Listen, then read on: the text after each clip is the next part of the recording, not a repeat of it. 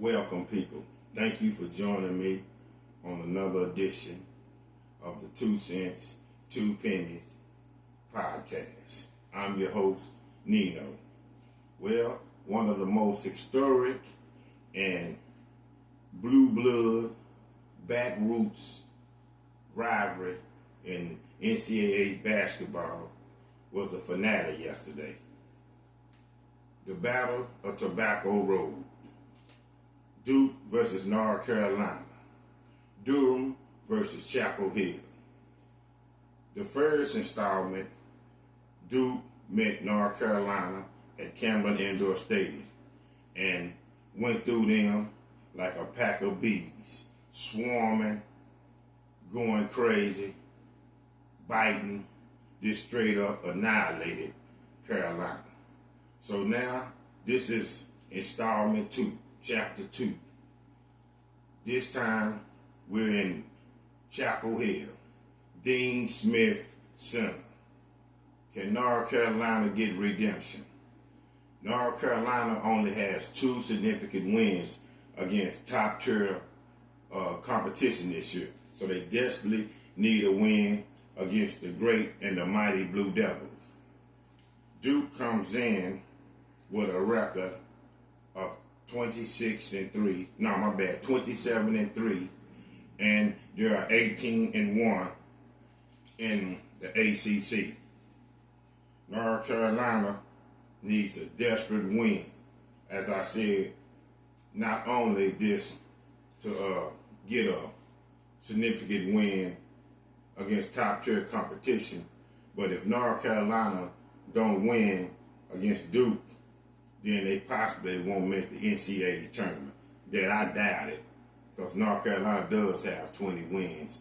But, that's what word on the street is, and I don't believe it. If North Carolina got 20 wins, I don't care how many losses, and this because they didn't beat Duke 1 or 2 times. They'll get in because they are a blue blood college basketball team, and they got roots.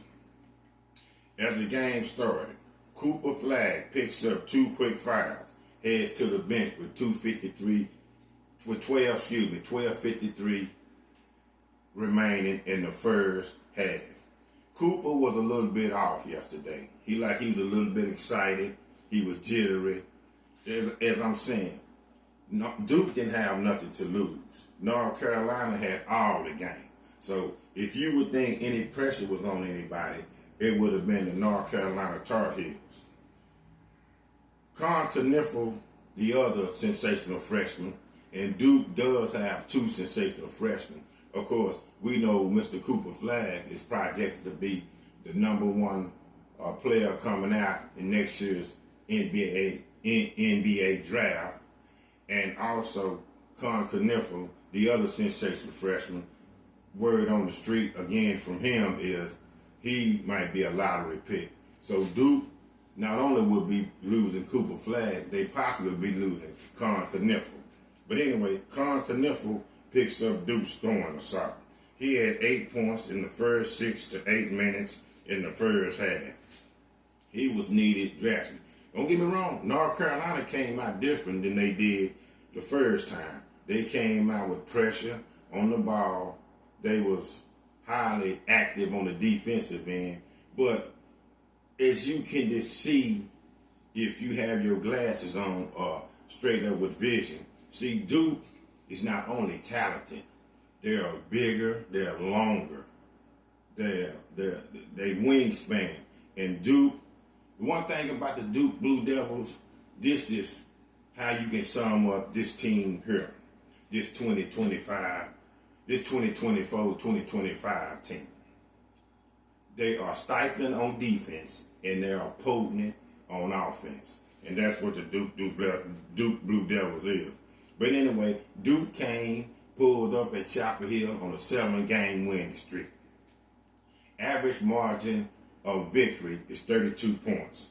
I have seen Duke straight up beat the brakes off teams this year. Not only beating, when I'm talking about this, it's a massacre. I mean, by the time it gets like within the last 5 minutes of the game, in their when they're playing against another team, most of Duke's starters are already sitting on the bench because teams hang with Duke for a momentary minute, but after a while, that athletic ability, that size, this takes its course. And as I'm saying, they're not only great on offense, they're great on defense. That's why if I don't say it one time, I'm going to say it 1,000 times. Duke is my pick to win it all if they play in their game. Now, any given ball game, somebody can get got. But I think the Blue Devils are just so good and so talented. Another team can be playing their A++ game, and Duke can be playing a B- to C game. But they are so talented, and they got so many stars and so many talented scorers on their team, they still can pull out the win, I believe. North Carolina came into the game with a 6-game winning streak.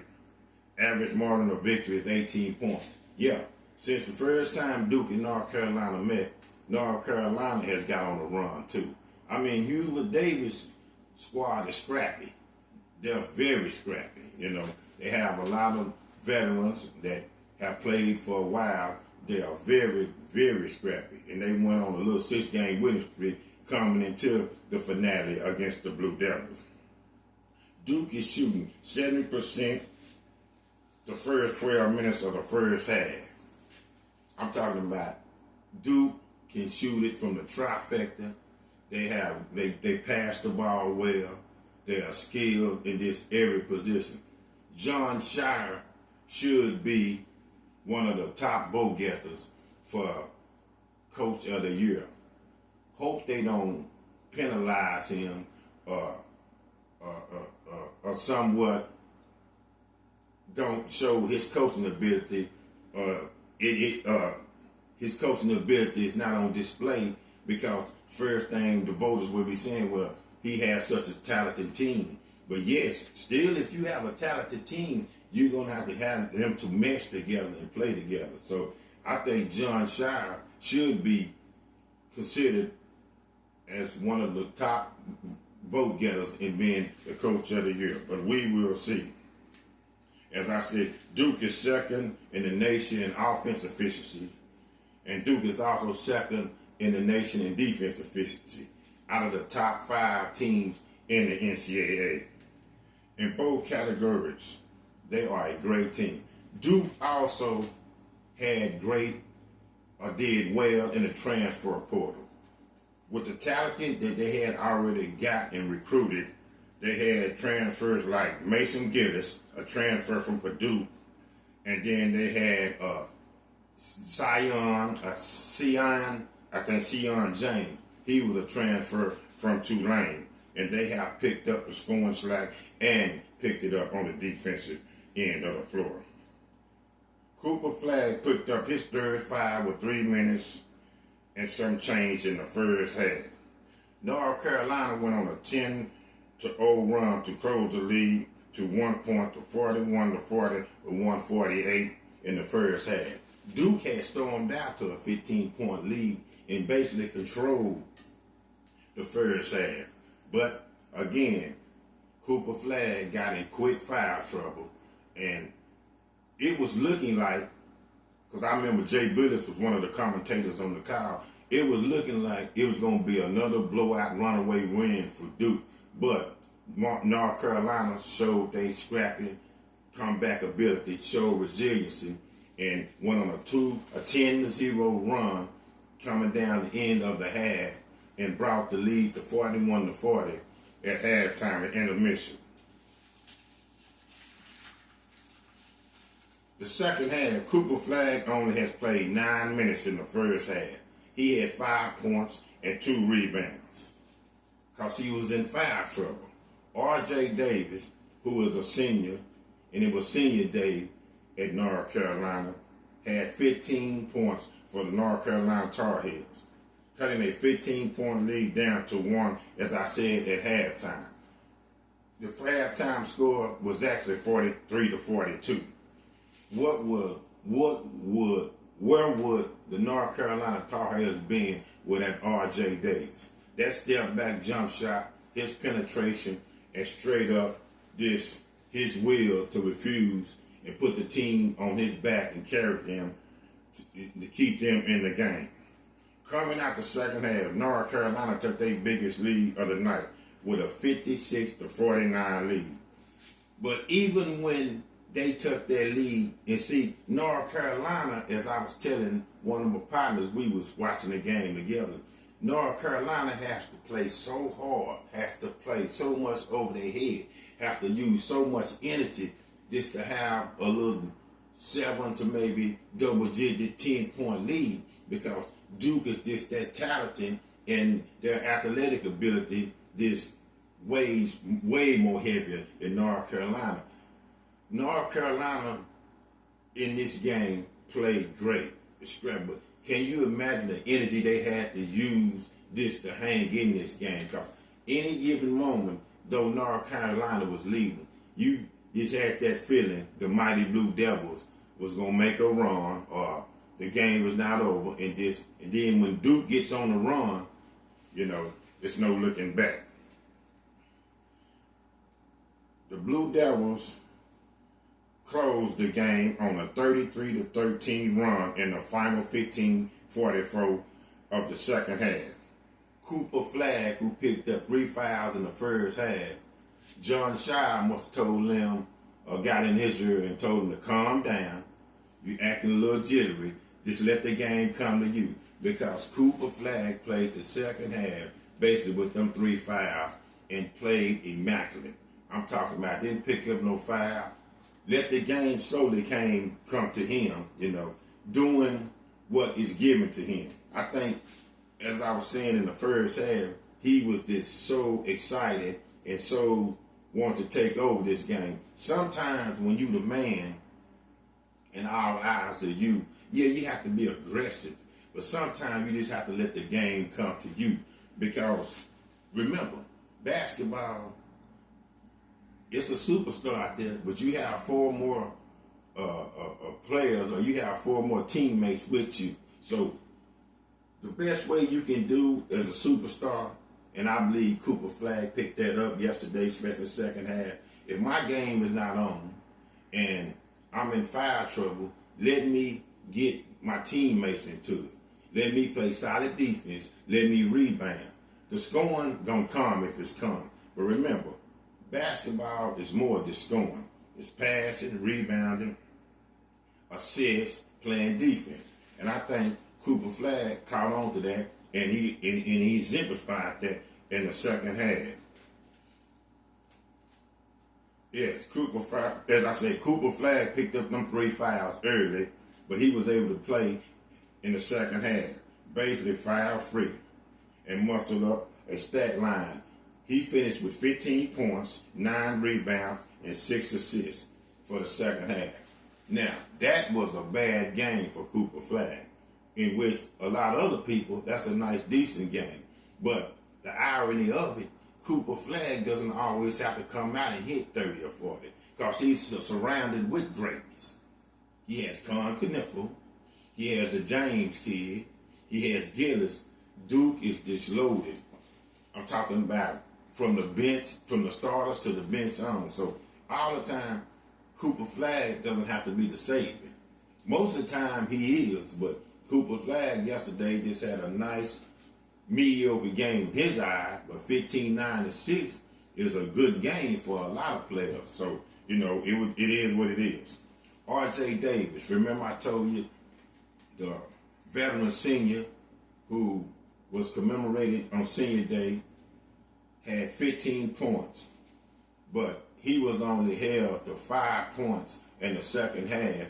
And I believe, as I seen if my eyes don't deceive me, the last 15 minutes of the game, he did not score a point. Duke, with them long, quick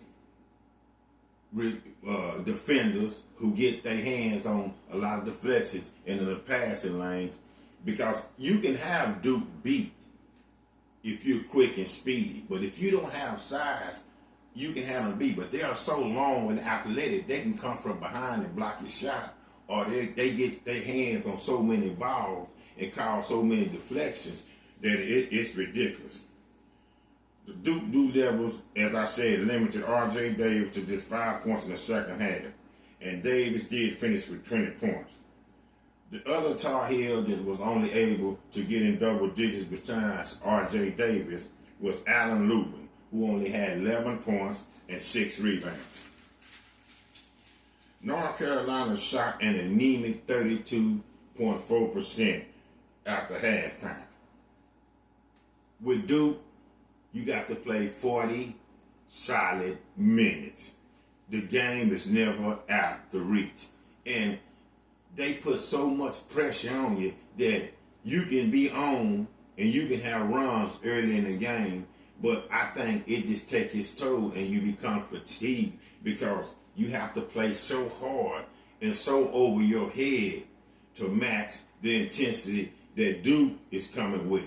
It's kind of like this. You have to play so much ferocious playing against Duke, and they haven't even reached their peak with intensity or whatever, because it's almost, I almost hate to say this, but I'm going to say it. When you play the Duke Blue Devils, you're the underdog. You're outmatched because no one that I see, and they keep saying the Alabamas and the Auburn, if Duke Blue Devils is on, can match their talent level and their athletic ability, I don't think nobody can. So they battled North Carolina, and they went down firing in the fight, but they just didn't have enough. Duke went on to win the game 82-69. This is the first time in the annual matchup, the two games that the two institutes, Duke and North Carolina, played. I call the Battle of Tobacco Road, that both victories, which was by Duke, was by double digits or more. Usually, one game may be a blowout, but the other game is going to be real close. Or usually, none of the games be blowouts. They be real close, coming down the stretch, might even need a buzzer beater. But Duke is so talented that they defeated the North Carolina Tar Heels this year both times by double digits. The Blue Devils have defeated the North Carolina Tar Heels with this tenacity, great defense, and this a will to, like, I'm not going to lose. I mean, the Dean Smith Center was rocking. You had North Carolina alums in the house. I seen Lawrence Taylor. I seen Julius Peppers. I seen Coach Bill Belichick, who's now the head football coach of the head football coach of the North Carolina Tar Heels. North Carolina, Dean Smith Center was rocking. But, hey, Duke is just somebody that I think this year, this can't be stopped. The one sensational freshman, Kneuffel, Duke's other projected lottery number 1, had 17 points. Sion James and Tyrese Proctor scored 16 apiece. That was Duke's 24th win in 25 games. And as I said, Duke ended up the regular season record 28-3, 19-1 in the ACC, and won the outright ACC championship. They will be the number 1 seed in next week's tournament in Charlotte, North Carolina. The Tar Heels finished 20-12, 13-7, and will be the 5th seed. They were saying the Tar Heels will not make it to the NCAA tournament. That I got to see. But I will say this definitely. North Carolina need to go in there with a chip on their shoulder and thinking, we have to win the ACC tournament in Charlotte, North Carolina. And then that will help when the NCAA committee do their 64-team voting who they going to choose to play in the tournament. North Carolina desperately needs to have a great showing in the ACC tournament. If they don't win it, They sure don't need to go out the first game. But I believe Duke's going to win that too. I just don't see nobody beating them Tar Heels, man. I mean, they got a squad.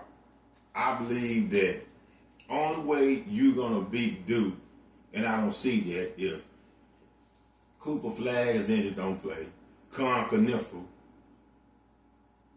3 or 4 of their talented players have to be hurt or just go straight up cold. And they're so loaded with talent, that just not going to happen. Because I believe if Kneuffel and Cooper Flagg wouldn't be on, Duke still have enough surrounding talent that they still could win a game. So Duke takes this year's series to the love, beats North Carolina both times, and wins yesterday in the Dean Smith Center, 82-69. This is your man Nino with another session of the 2 Cents, the 2 Penny Podcast, Chapter 2, Duke versus North Carolina. And again, Duke takes this year's 2 games to the love. Love.